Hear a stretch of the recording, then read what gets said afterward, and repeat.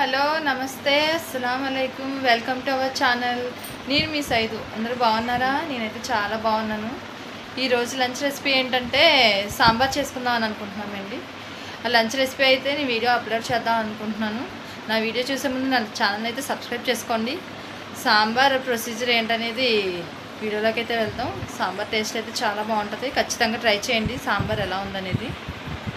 అత్తగారు అదే lunch recipe sambar చేద్దాం, సాంబార్ వీడియో అప్లోడ్ చేద్దాం అనుకుంటున్నాను. మన వీడియోలో సాంబార్ ఎలా చేయాలి ఏంటనేది అన్నీ వివరంగా, ఏది ఎంత వేస్తున్నాం అనేది అన్నీ వివరంగా చెప్పండి. సరే అయితే వీడియోలోకి వెళ్దాం. చలోనండి. ప్రశ్న ఏంటో చూద్దామండి. కప్పుడు కందిపప్పు వేసుకొని దీన్ని శుభ్రంగా వాష్ చేసుకోవాలి. కప్పుడు పప్పు కుక్కర్లో వేసుకొని వాష్ చేసుకుందాం.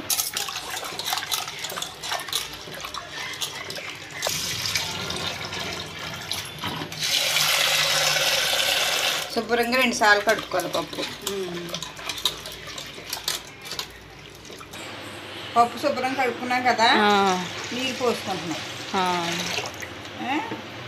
ఇగో ఈ టమాటా ముక్కలు, ఒక టమాటా వేసారా? 2 టమాటా చిన్నయ్యా 2 టమాటాలు వేసారు. ఒక పాయ ఉల్లిపాయ, పచ్చిమిరపకాయలు ఎన్ని వేసారు? ఒక 6 కాయలు. ఇవన్నీ వేసుకొని టమాటాలు, ఉల్లిపాయలు, పచ్చిమిరపకాయలు వేసుకోవాలండి. పప్పు శుభ్రంగా అయితే కడుక్కొని 2 సార్లు కడుక్కొని వాటర్ వేసుకొని ఇవన్నీ వేసుకోవాలి. కారం 1 స్పూన్ వేస్తున్నారా? అర స్పూనే. అర స్పూన్ కారం, 1 స్పూన్ పసుపు వేసి ఉడకబెట్టుకోవాలి మెత్తగా. పొయ్యి మీద పెట్టుకోవాలండి. స్టవ్ ఆన్ చేసుకొని కుక్కర్ పొయ్యి మీద పెట్టుకోవాలి. మూత పెట్టేసుకుందాం. అంతే. గిన్నెలో నిమ్మకాయ సైజ్ అంత చింతపండు నానేసుకోవాలండి. సాంబార్కి నానబెట్టుకుందామండి. ఫస్ట్ పప్పు ఉడుకుతుంది లోపు. విజిల్ వచ్చేసినాయండి. పప్పు ఉడికిపోవచ్చింది, చూద్దాం. పప్పు అయితే ఉడికిపోయిందండి. పప్పు ఉడికిపోవచ్చింది. మూగుడు పొయ్యి మీద పెట్టుకున్నామండి. పొయ్యి మీద పెట్టుకొని హీడయ్యాక ఆనపకాయ ముక్కలు వేసుకుందాం సాంబార్లోకి. బెండకాయలు, క్యారెట్, ములక్కాళ్ళు, వంకాయలు ఇవన్నీ కూడా వేసుకొని బాగా ఉడికించుకోవాలి.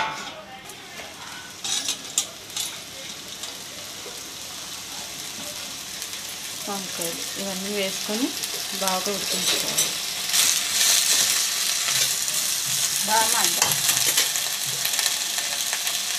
కొంచెం ఉప్పు వేసుకున్నామండి. మగ్గుతో ఉప్పు కొంచెం వేసుకోవాలి. తర్వాత సాంబార్ మరిగినప్పుడు ఉప్పు ఎంత సరిపోతే చూసి వేసుకున్నాం. ఇందాకైతే మగ్గడానికి కొంచెం వేసుకోవాలి. 1 స్పూన్ పసుపు వేసుకున్నాం.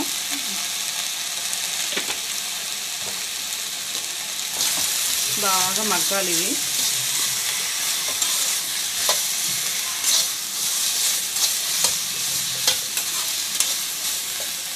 కొన్ని వాటర్ వేసుకుందామండి ఉడకడానికి. ఈ వాటర్లో ఉడుకుతాయి కదా, ఉడికాక పప్పు వేసుకొని సాంబార్ అయితే కొంచెంసేపు ఉడకనిద్దాం. మూత పెట్టేసుకుందాం.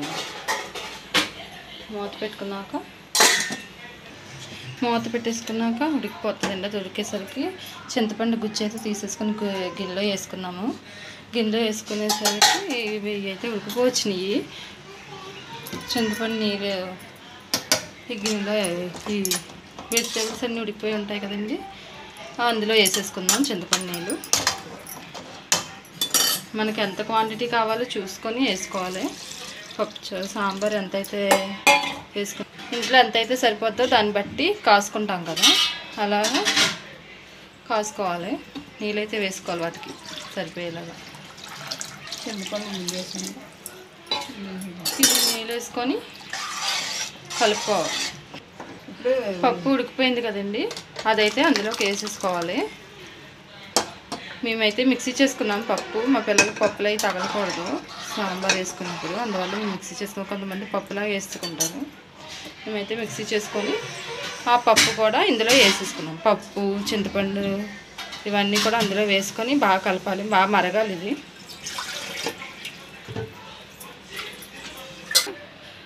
ముందు ఉడకబెట్టినప్పుడు కొంచెం కారం వేసాం కదండి, సరిపోతుంది కదా కారం. కారం తిన్న వాళ్ళు ఉంటారు కదా, అందువల్ల కొంచెం కారం వేసుకోవాలి. కారం చూసుకొని వేసుకోండి, ఎవరు ఎంత వాడతారనేది దాన్ని బట్టి వేసుకోండి. కరివేపాకు కారం వేసుకోవాలి. చూడండి ఇలా సాంబార్ మరుగుతుంది. మరిగేసరికి చివరిలో సాంబార్ పొడి వేసుకోవాలి. సాంబార్ పొడి వేసుకుంటేనే దాని టేస్ట్ అనేది చిన్న బెల్లం ముక్క ఒకటి వేసుకోవాలి. మా పిల్లలు బెల్లం వేస్తేనే తింటారు ఇష్టంగా. మరిగిపోవాలండి, బాగా మరిగాక తాలింపు పెట్టుకుందాం. తాలింపులు ఏంటంటే ఎండుమిరపకాయ, ఆవాలు, సాయమినపప్పు, వెల్లుల్లిపాయ, జీలకర్ర, కరివేపాకు ఇవి వేసుకొని సాంబార్ అయితే తాలింపు పెట్టుకుందాం. ఇప్పుడు మరిగిపోయింది. నేను పప్పుచారు తాలింపు పెట్టుకుందాం. పక్కన మూకుడు పెట్టుకొని నూనె వేసుకోవాలి. 2 స్పూన్లు 2 గంటలు నూనె వేసుకోవాలి. నూనె వేసుకొని తాలింపులు వేసుకుందాం. నూనె కాగింది కదా, వెల్లుల్లిపాయలు వేసుకొని ఎల్లుల్లిపాయలు ఎగిపోయాక సాయమినపప్పు, ఆవాలు, ఎండుమిరకాయలు, జీలకర్ర ఈ 4 వేసి వేపుకోవాలి. ఇవి కూడా వేగాక లాస్ట్ కరివేపాకు వేసుకొని పోపు సాంబార్లో వేసేసుకోవాలి. కరివేపాకు కూడా వేసుకొని వేపుకోండి. తాలింపు ఎంత వేగితే సాంబార్కి అంత టేస్ట్ వస్తుంది, అలానే మాడిపోకూడదు.